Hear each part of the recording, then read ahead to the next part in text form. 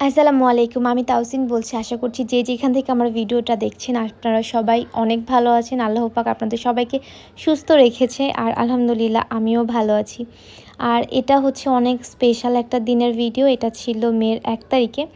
তো ওই দিনে হচ্ছে আমাদের বাসায় মিলাদ পড়ানো আর তাছাড়া কোরআন খতমের ব্যবস্থা করা হয়েছিল আমার বাবার মৃত্যুবার্ষিকী উপলক্ষে।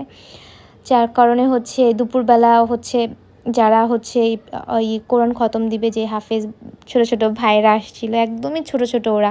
আমি দেখে খুব অবাক হচ্ছিলাম মাশাল্লাহ। তো ওদের লাঞ্চের জন্য রান্নাবান্না করতেছিলাম আমি আর মা, আর ওদিকে হচ্ছে কোরআন খতম দেওয়া হচ্ছিল, আর এদিকে চিংড়ি মাছ রান্না করতেছিলাম।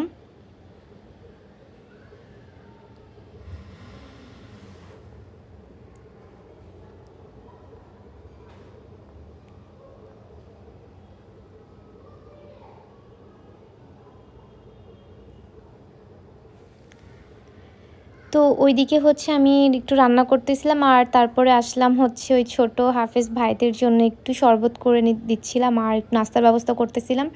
তো যখন শরবত দিতে যাওয়া হয় তখন শুনি যে ওরা নাকি সবাই রোজা ২ জন বাদে। তো ২ জন হচ্ছে শরবত খাইছে আর বাকি সবাই তো রোজা ছিল, কিছু খাইতে পারে নাই। এছাড়া ওদের জন্য যে রান্নাবান্না করা হয়েছে ওরা এগুলোও খাইতে পারে নাই। পরবর্তীতে বড় হুজুর বলেন যে আমাদের মাদ্রাসায় যে এতিম ছোট ছোট এতিম যে হাফেজগুলো আছে ওদেরকে নিয়ে আসবো দুপুরবেলা, ওরা হচ্ছে খাবে আর এদের জন্য ইফতারের ব্যবস্থা করা আছে, সমস্যা নেই। তো ওটাই করা হয়েছে, উনি যেভাবে বলছেন আমরা ওভাবেই করছি। আর সবাই আমার বাবার জন্য অনেক অনেক দোয়া করবেন। এনিওয়েজ তো তারপর বিকালবেলা হচ্ছে আমি ১১ নাম্বার যাই।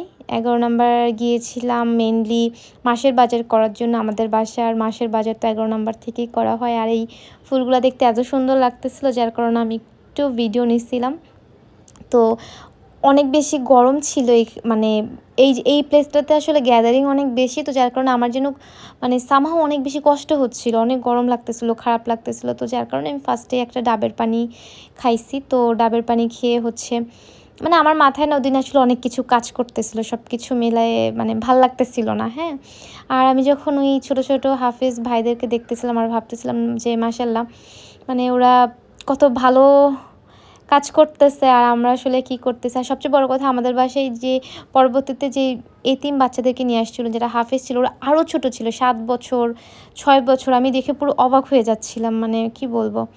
এনিওয়েজ তো ফার্স্টে আমি এই দোকানটাতে আসি, আমার একটু বেকিংয়ের জিনিস দরকার ছিল ওগুলো নেওয়ার জন্য। তারপরে হচ্ছে আমি যেই আঙ্কেলের দোকান থেকে মাসের বাজার করি সব সময় প্রত্যেক মাসে, ওনাকে লিস্ট দিলাম, উনি সব বাজার আমাকে গোছাই দিল। দেন বাসায় আসছে আর আমি ওই বেকিংয়ের দোকান থেকে হচ্ছে কেক বোর্ড আনছিলাম ৮ ইঞ্চির আর ১০ ইঞ্চির, এছাড়া কিছু স্টিক আনছিলাম কেক হোল্ড করে রাখার জন্য।